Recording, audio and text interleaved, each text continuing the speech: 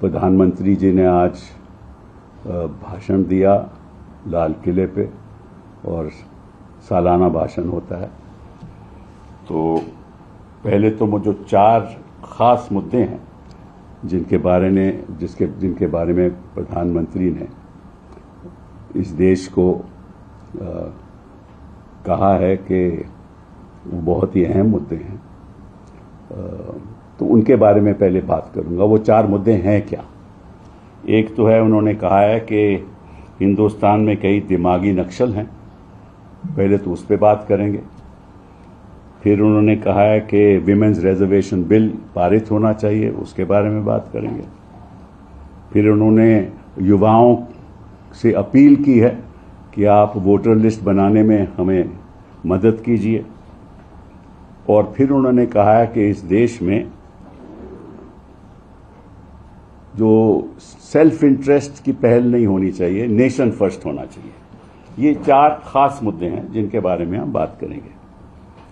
अब मुझे ये समझ नहीं आई कि आज के दिन, स्वतंत्रता दिवस के दिन, प्रधानमंत्री जी उस मंच पे ऐसी बात कहें जो सारा विश्व सुन रहा है कि इस देश में दिमागी नक्सल है। और इनका इशारा तो साफ जाहिर है, युवाओं पे है। इनका इशारा उन लोगों पे है जो इनकी नीतियों से सहमति नहीं रखते, उन लोगों पे है जो एकेडमिक्स हैं, जो स्टूडेंट्स हैं, जो पॉलिटिकल डिसेंटर्स हैं। उनको ये कह रहे हैं कि वो दिमागी नक्सल हैं। अब ये भूल गए एक बात कि जो युवा हैं इस देश के और जो बुद्धिजीवी लोग हैं इस देश के, इस बात को वो समझ गए हैं कि इस देश में 3 किस्म के तानाशाह हैं। एक तो सरकारी तानाशाह, उसमें ईडी हो गया, उसमें सीबीआई हो गया, उसमें इलेक्शन कमीशन हो गया, उसमें कुछ ऐसे वाइस चांसलर्स हो गए, कुछ गवर्नर्स हो गए जो सरकार के इशारों में चलते हैं। और मैं समझता हूं ये जो प्राइवेट चैनल्स हैं, क्योंकि ये सरकारी एडवर्टाइजमेंट से ही चलते हैं, तो ये भी उस कैटेगरी में आ सकते हैं। तो जनता पहचान चुकी है कि सरकारी तानाशाह से इस देश में कभी वो प्रगति नहीं हो सकती और ना कभी विकसित भारत बन सकता है। और दूसरे किस्म के लोग हैं सामाजिक तानाशाह।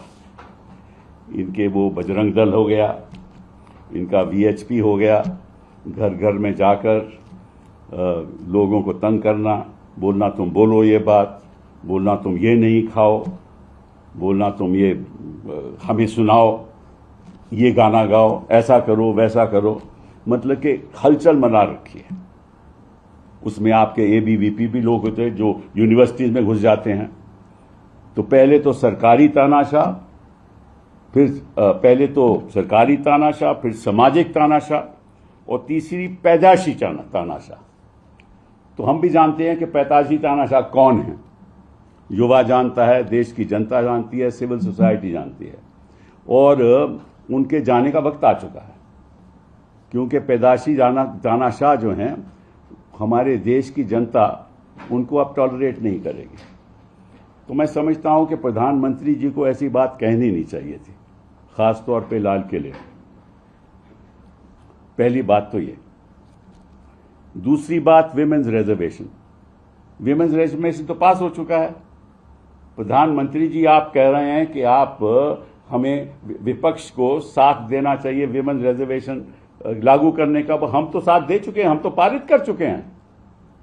तो इसी लोकसभा में आप 33% दीजिए ना, 33% रिजर्वेशन क्यों नहीं देते? कल ही पास हो जाएगा, हो जाता, इसी सत्र में हो जाता। लेकिन आपकी मंशा कुछ और है। और मैं बताता हूं देशवासियों के मंशा क्या है। इस बार तो आपने भाई और बहनों बोला नहीं प्रधानमंत्री जी, मैं तो सोच रहा था कि कब बोलेंगे आप। इस बार आपने मतलब अपना लहजा ही बदल दिया आपने। मेरे प्यारे देशवासी, अच्छी बात है, बदलाव होना चाहिए, मतलब कि सोच का बदलाव भी होना चाहिए। जो बोलने का लहजा है उसमें भी बदलाव होना चाहिए, और जिस तरह से आप देश चला रहे हैं उसमें भी थोड़ा बदलाव होना चाहिए। लेकिन छोड़िए इस बात को, तो विमेन रेजोल्यूशन आप क्यों नहीं पास करते? इसलिए नहीं पास करते क्योंकि आप चाहते हो कि जब तक आपको 2/3 बहुमत लोकसभा में मिल ना जाए तब आप क्या करोगे?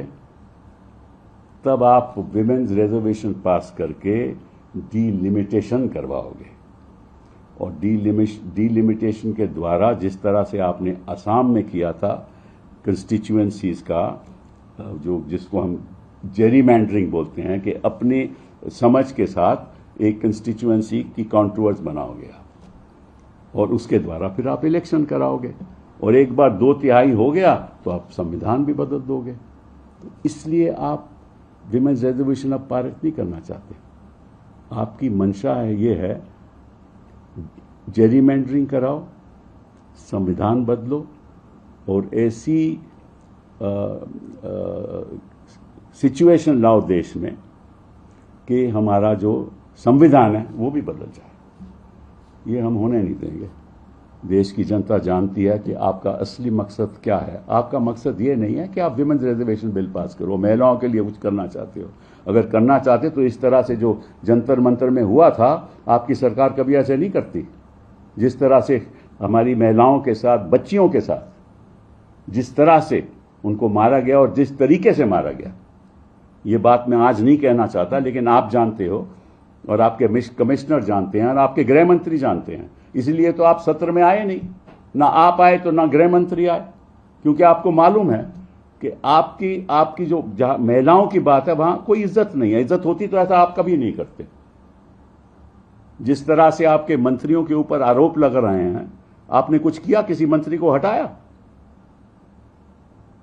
तो ये तो हो गई विमेन्स रिजर्वेशन की बात। विपक्ष तैयार है, आप पारित करो इसको, 1/3 अभी दे दो।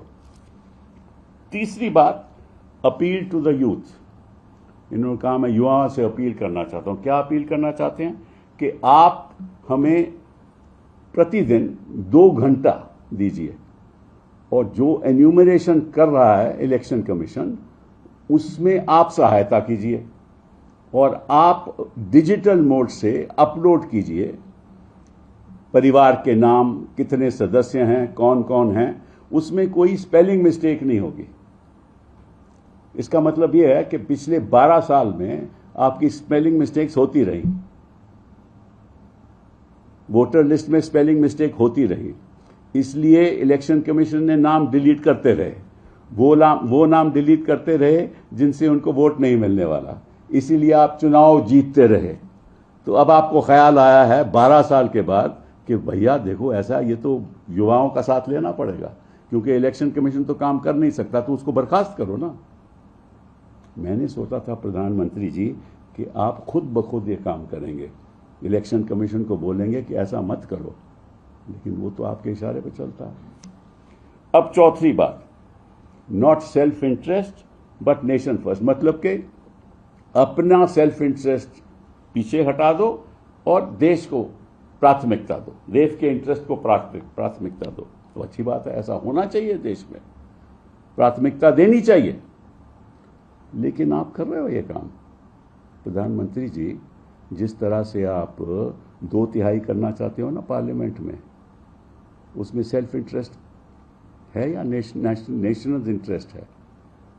आपने 7 MP आपके तोड़ के पंजाब बैठा दिए, आपने TMC के MP तोड़ के 22 वो यहां बैठा दिए, आपने NCP के तोड़े, आपने शिवसेना के तोड़े। तो क्या नेशन फर्स्ट है? ये अपने लिए तोड़े के देश के लिए तोड़े? आपका हर कार्य, आपकी सोच, आपका हर कदम अपने लिए होता है। अपने लिए मतलब आपकी पार्टी के लिए, उन लोगों के लिए, ताकि सत्ता आपके हाथ में रहे। आप देश की प्राथमिकता आपके मन में बहुत दूर है। और 2014 से आज तक कोई आपकी प्राथमिकता देश के प्रति नहीं है। मैं आपको एक छोटी सी बात कहना चाहता हूं, शायद उचित न भी हो। बच्चा जब प्राइमरी स्कूल में जाता है ना, तो 12वीं करके वो ग्रेजुएट हो जाता है। तो आपकी पार्टी आज के दिन और आप आज के दिन प्राइमरी में हो, क्योंकि पिछले 12 साल में आपने कुछ नहीं किया। आप बता दीजिए क्या किया आपने? वो स्मार्ट सिटी कहां गई? हुआ कुछ उनका? आप कहते हो कि आप नए नए एयरपोर्ट बना रहे हैं। आपके नोएडा की एयरपोर्ट की आपने तस्वीर देखी? नया एयरपोर्ट और फ्लडिंग।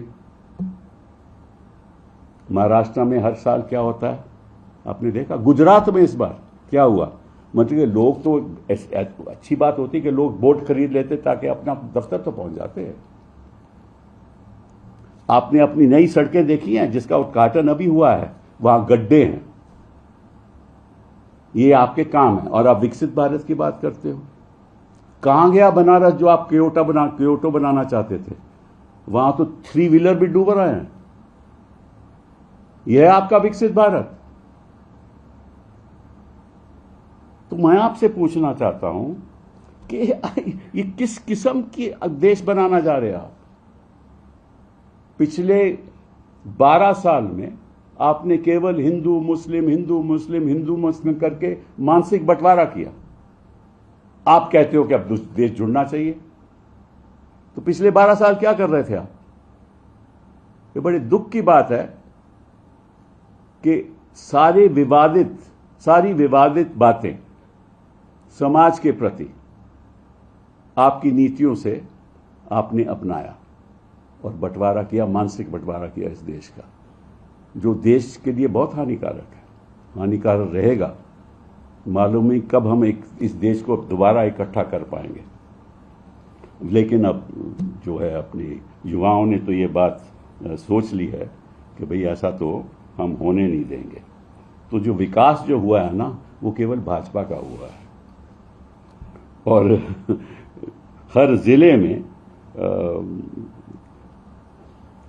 जो है भाजपा ही भाजपा। आप देखिए ना, आपके कितने दफ्तर बड़े बड़े 5 स्टार 7 स्टार RS के दफ्तर बन गए, भाजपा के दफ्तर बन गए। तो विकास तो आपका हुआ है और आप कहते हो विकास हुआ है। तो आपसे मैं एक सवाल पूछता हूं, ये जो 80 करोड़ लोगों को आप 25 किलोग्राम अनाज देते हो, क्यों देते हो? अच्छी बात है, इसलिए देते हो क्योंकि गरीब हैं वो अगर वो अनाज नहीं उनको मिलेगा आपकी सोच से, वो बेचारे करेंगे क्या?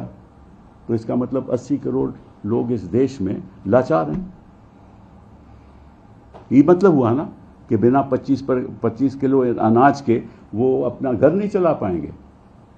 तो ये आपका विकसित भारत, ये विकास की दर है आपकी। और ऐसे भाषण देते हैं आप। वो 15 लाख रुपया तो आज तक नहीं आया और 247 किसने देखा?